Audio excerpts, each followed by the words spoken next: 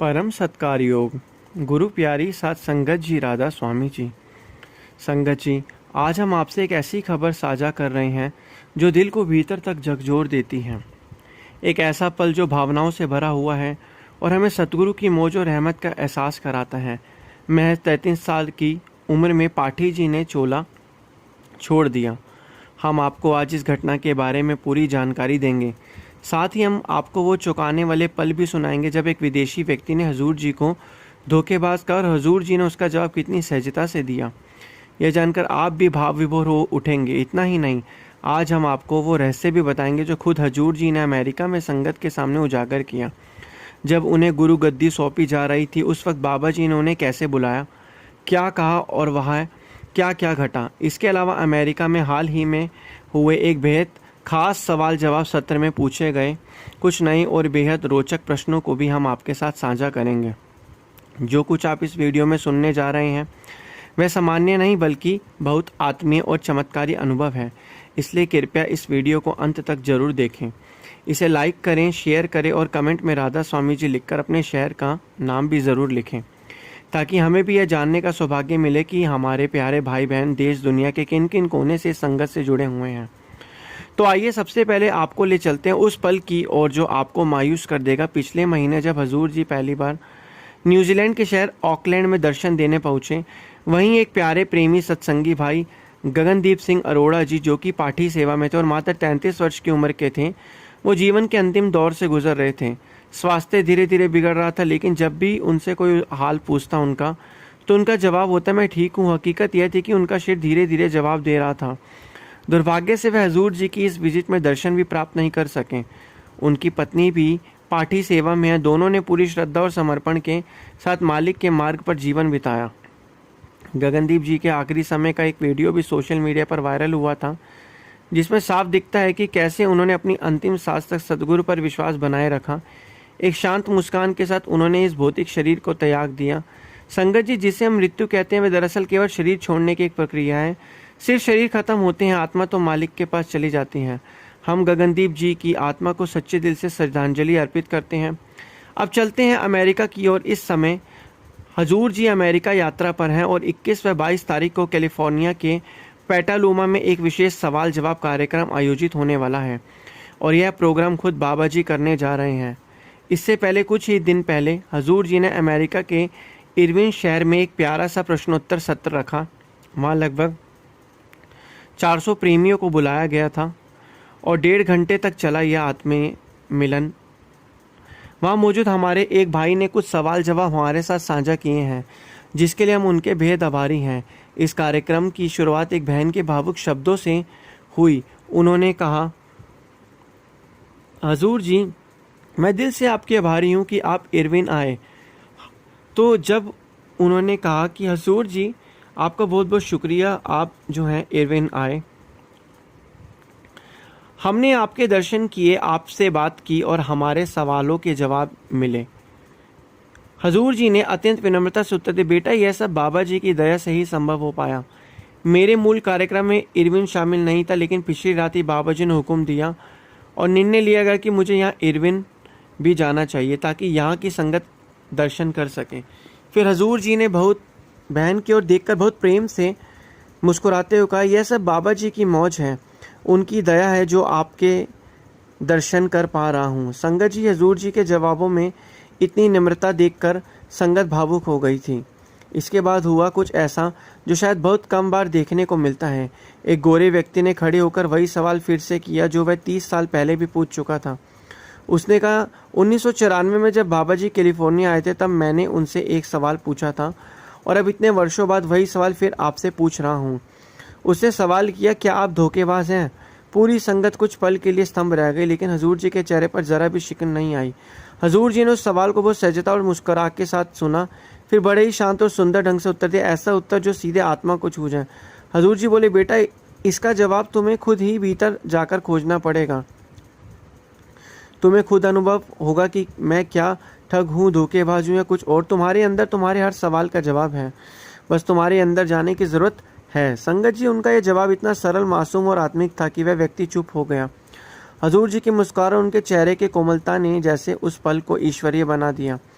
फिर एक बहन ने खड़े होकर सचखंड के विषय के बारे में पूछा। बड़ा ही सरल और मासूम प्रश्न पूछ लिया।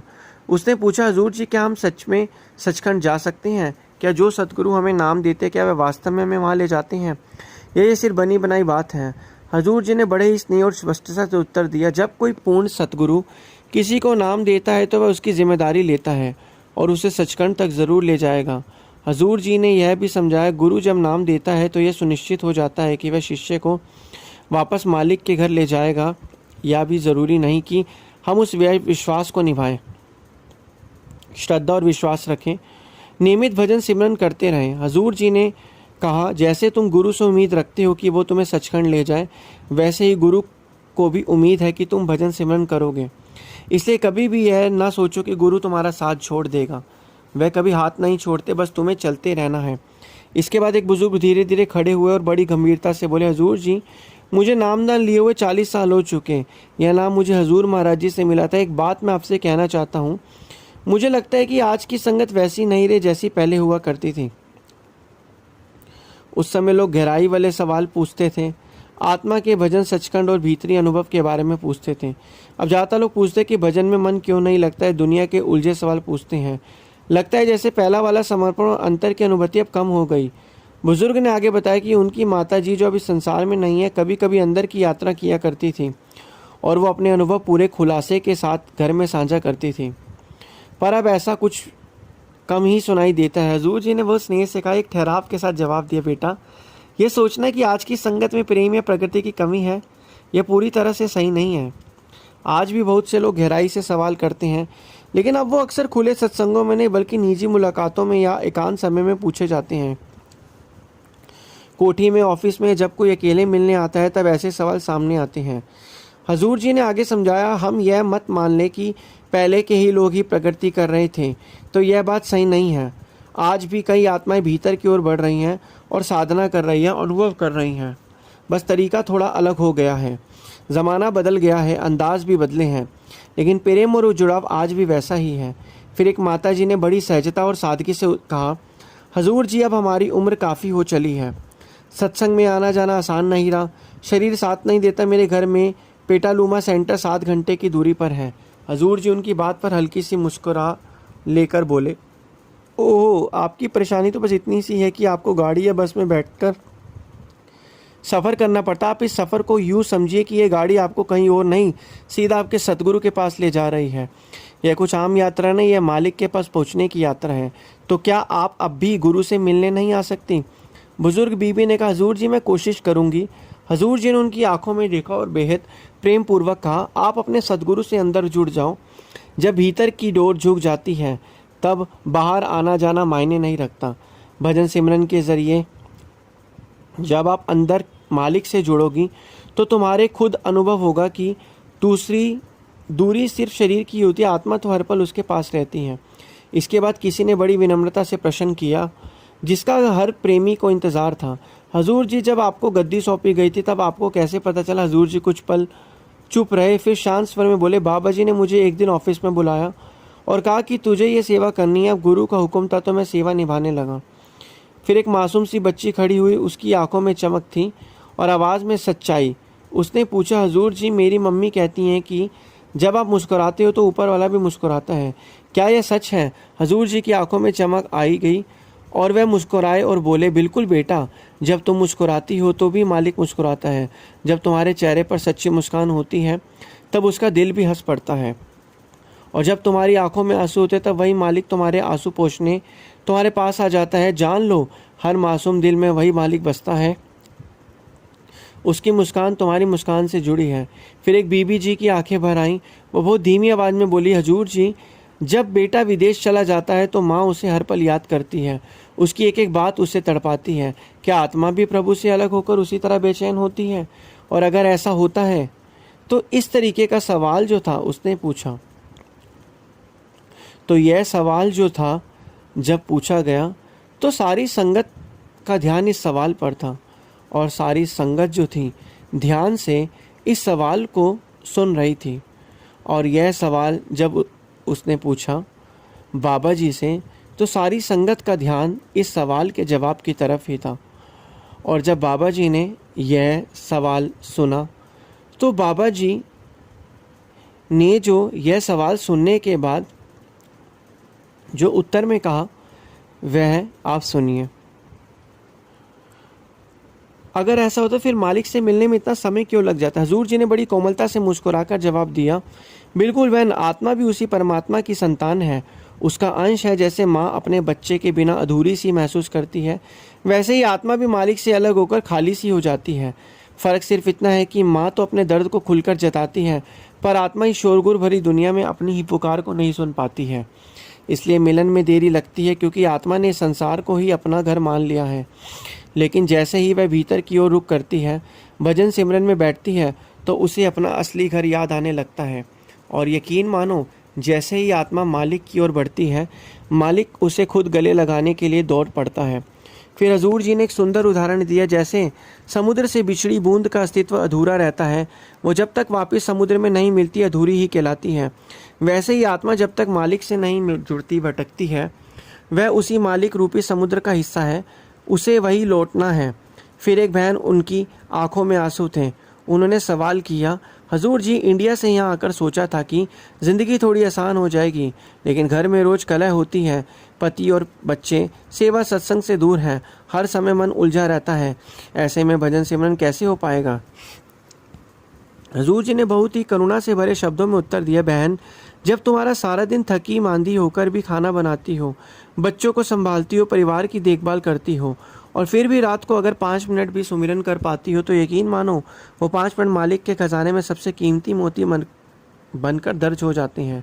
मालिक तुम्हारी स्थिति जानता है, तुम्हारी हर कोशिश देखता है, वह तुम्हारे भीतर की भावना पढ़ता है, तुम्हारा धैर्य, तुम्हारी तकलीफ, तुम्हारा समर्पण सब जानता है। और वह हर उस औरत के साथ है जो अपने घर को संवारते संवारते भी मालिक को नहीं भूलती। फिर एक लड़की ने पूछा, हजूर जी, मेरे मन में बार बार गलत विचार आते हैं, फिर मुझे खुद से घृणा होने लगती है, क्या यह गलत है? हजूर जी ने बड़ी नरमी और समझदारी से जवाब दिया, बेटा, विचार आना तो स्वाभाविक है, इसमें गलती नहीं है, लेकिन जब हम उन्हीं विचारों में उलझे रह जाते हैं, वही अटक जाते हैं, तो वही असली मुश्किल बन जाती है। जैसे आसमान में बादल आते जाते हैं, वैसे ही विचार भी आते जाते चले जाते हैं। आपका कर्तव्य बस इतना है कि आपको इन विचारों को पहचानो और फिर धीरे से वापस सुमरन की ओर लौट जाओ। और देखो, खुद से नफरत, खुद से घृणा करना बहुत अन्याय है। अगर हम अपने आप से ही प्रेम नहीं कर पाएंगे, तो उस मालिक से कैसे प्रेम करेंगे? फिर एक लड़के ने कहा, हजूर जी, मैं पढ़ाई में बहुत पीछे रह गया हूँ, मन में निराशा होकर घर कर गई है,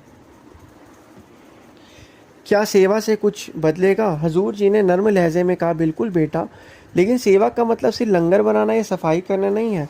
सच्ची सेवा वो है जब तुम अपने आप को गुरु के रंग में रंग लेते हो, गुरु के कहने में चलते हो, जब तुम खुद के मन से लड़ते हो, बुरे विचारों पर जीत हासिल करते हो, अपने काम को ईमानदारी से करते हो और अपने माता पिता का सम्मान करते हो, वही असल सेवा है। और बेटे, जब तुम्हारे दिल में निराशा हो तो किसी और के चेहरे पर मुस्कान लाने की कोशिश करो, किसी और की मदद करने से अपना बोझ हल्का हो जाता है। फिर एक बहन ने पूछा, हजूर जी, भजन में मालिक के दर्शन की बहुत चाह होती है, क्या सचमुच दर्शन होते हैं या सिर्फ यह कोई बनी बनाई बात है? हजूर जी ने शांत स्वभाव से कहा, बेटा, भजन के समय मन में कई तरह के ख्याल आते हैं, कई बार कल्पनाएं इतनी सुंदर होती है कि वो दर्शन जैसी लगती हैं, लेकिन असली दर्शन तब होते जब मन पूरी तरह शांत हो जाता है और आत्मा सीधे मालिक से जुड़ती है। उस वक्त अंदर से एक ऐसी रोशनी फूटती है जिसे दुनिया की किसी भाषा में बयान नहीं किया जा सकता। इसलिए भावनाओं को पहचानो, लेकिन सच्चे अनुभवों को लिए धैर्य रखो। फिर एक नवविवाहित बहन ने पूछा, हजूर जी, क्या विवाह के बाद भी मालिक से मिलन संभव है? हजूर जी ने प्रेम से उत्तर दिया, बिल्कुल बेटी, शादीशुदा जीवन कोई रुकावट नहीं है, बल्कि मालिक से जुड़ने का सबसे सुंदर जरिया है। जब तुम अपने जीवन साथी के साथ प्रेम, सहनशीलता और त्याग से भरा जीवन बिताती हो और हर पल मालिक को याद रखती हो, तो वही गृहस्थ जीवन तुम्हें प्रभु से मिलवाता है। गृहस्थ जीवन इस राह में कोई रुकावट पैदा नहीं करती, बस हमें पारिवारिक जिम्मेदारी के साथ साथ परमार्थी जिम्मेदारी भी निभाते चलता है। मालिक को पाने के लिए जंगलों में भागने की जरूरत नहीं। सच्चा प्रेम वही होता है जहाँ रोजमर्रा की जिम्मेदारियों में भी उसका स्मरण बना रहे। फिर एक बुजुर्ग सज्जन ने दुखी स्वर में पूछा, हजूर जी, जीवन में हमने कई गलतियाँ की हैं, क्या सदगुरु हमें माफ़ करेंगे? हजूर जी ने बड़ी कोमलता से समझा, भाई साहब, जब पश्चाताप दिल से हो तो सदगुरु ज़रूर माफ़ करते हैं। मालिक माँ की तरह है, चाहे बेटा कितना भी भटक जाए। जब लौटता है तो माँ उसे दौड़कर गले लगाती है। गलती करना इंसानियत है, पर उसे महसूस करके सुधर जाना आध्यात्मिकता है, और यही सतगुरु को प्यारा है। गलती तो हर कोई करता है, लेकिन सच्चा इंसान वही है जो गलती करके मान ले और दोबारा गलती को ना दोहराए। फिर एक बुजुर्ग ने रुआंसी आवाज़ में पूछा, हजूर जी, अब तो उम्र ढल गई है, क्या अब भी मालिक को पाया जा सकता है?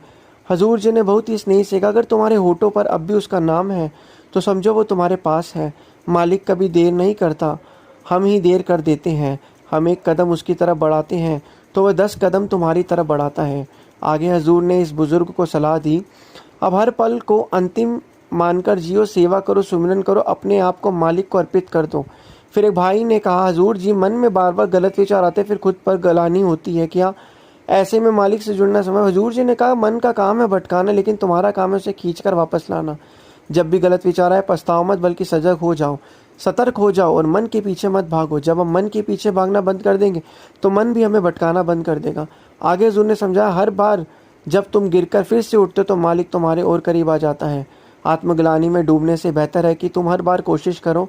यही असली वचन है। संगत जी, यह थे सवाल जवाब जो संगत ने पूछे हैं। गुरु प्यारी साथ संगत जी, राधा